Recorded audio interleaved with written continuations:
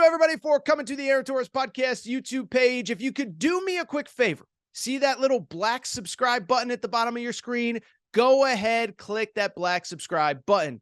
Really does help our audience grow, really does help our channel grow, really does help and mean more than you could possibly know. So go ahead, hit that little black subscribe button. Also, thank you to our presenting sponsor, Betfred Sportsbook and the Betfred Sportsbook app. Bet 50 on any game, get $250 in free bets.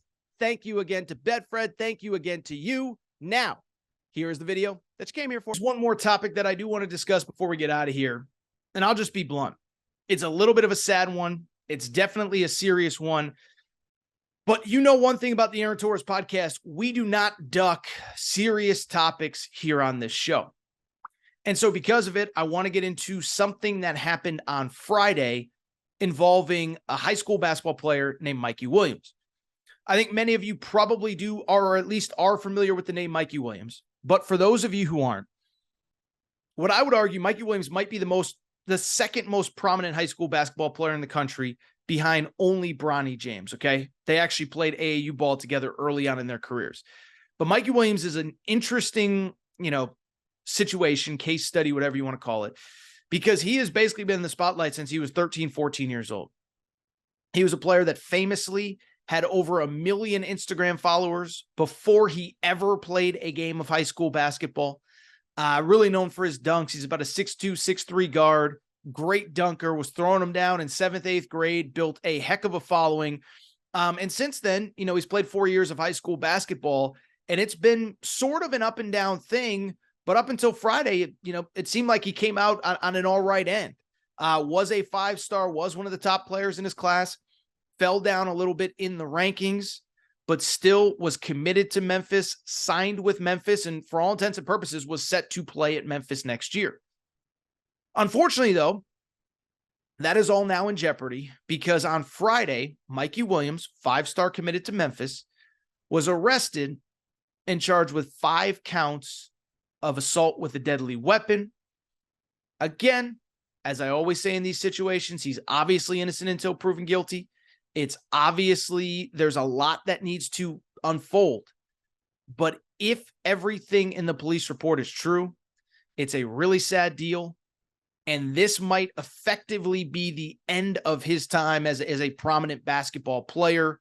And again, just another sad situation involving a guy that we put a lot of pressure on as a very young basketball player. Now, in terms of the details, this all from the police report. Multiple outlets have secured that police report. These are not my opinions. These are just the facts of what we know. There's a house under the Williams family name. Few weeks ago, March 27th, as a matter of fact, there's an incident and people are asked to leave the house. As they're leaving the house, 5 people get in a car, and as they're driving away, gunshots ring out, and gunshots actually hit the car, although thankfully nothing from there has happened. Well, after a couple weeks of investigation, search warrant is issued. Police show up at Mikey Williams' house, and again on Friday, he is arrested. Here's the scary part. If he is found guilty, these are all just allegations, he could be looking at up to 4 years in prison for this situation. And so I have a few thoughts on this. One, let me start by saying this. In life, as I always say, 2 things can be true. And on the one hand, this is obviously unacceptable criminal behavior. If he's found guilty, it's all allegations. But while it is idiotic, dumb, unacceptable behavior, it is also sad, right? I mean, this isn't, Chris Beard being involved in what he is accused of being involved in a few months ago as a 50-year-old grown-up. This kid's 18 years old, not fully developed, spiritually, emotionally, physically, whatever. And he made a really, really, really dumb mistake. And that's not an excuse. And if he's found guilty, he needs to serve whatever punishment the law dictates that he needs to. It doesn't make it less sad, though, because everything he had going for him, millions of Instagram followers, because of the world we live in, he was making real NIL money, scholarship to Memphis. That could all be gone. What I would also say, and this is important, you listen to the details of that report. as bad as this actually could have been much, much, much, much worse. Could have been much worse. Think about it. 5 people in a car, gunshots, car gets hit by bullets, and there are no major injuries. I'm not here to speak for anybody involved. But if Mikey Williams was involved in the situation that led to those bullet shots, those gunshots, he should be thanking his lucky stars that they only hit the car and nothing worse happened. But really, finally, what I want to say is this. While you can't excuse the behavior, I do think this is yet another situation of another kid that we put way too much on too soon. And this continues to happen, and we continue to be surprised when bad things happen. Now, to be clear, and I want to make this clear because I said something on social media, people took it the wrong way. Just because he got a lot of hype when he was young, just because he got a lot of interview requests and media availability and this and that doesn't make what he did excusable. And it's not to say that we're going to blame the media or this or that for his very allegedly dumb decision a few weeks ago. But at the same time, we see this over and over and over and over again. How many times have we discussed this exact topic with Emoni Bates on this show? Emoni Bates, 13, 14 years old. Media is comparing him to LeBron James, to Kevin Durant, the best high school player since this, has the chance to be that all-time great. And what ends up happening? Emoni doesn't develop. Emoni feels the pressure. It doesn't work out. He goes to Memphis. Ironically enough, it's a disaster. He goes to Eastern Michigan. He puts up stats. I haven't looked lately, but I don't think he's an NBA draft prospect anymore. And it's not to say that any one person should be blamed. People have jobs and responsibilities, but there were people that put a lot on Emoni Bates' plate, and every time he stepped on the court for 2, 3, 4 years, everybody was gunning for him. Every media, like it's just a lot to put on a 13 or 14-year-old's plate to label somebody like Emoni Bates the best player since LeBron James, the best player since Kevin Durant, whatever it was. Mikey Williams wasn't exactly the same situation, but a lot got thrown at him more than probably should have for a 13, 14-year-old. One, I know people in the basketball community can tell you for sure. They'll tell you, he gets to high school with 1 million Instagram followers, it changes. Now everybody's coming after him. Now everybody's gunning for him. Now everybody wants to prove themselves against the guy, the $1 million man, the $1 million guy with all the followers. Not saying other good players don't have people come at him, but that's the truth.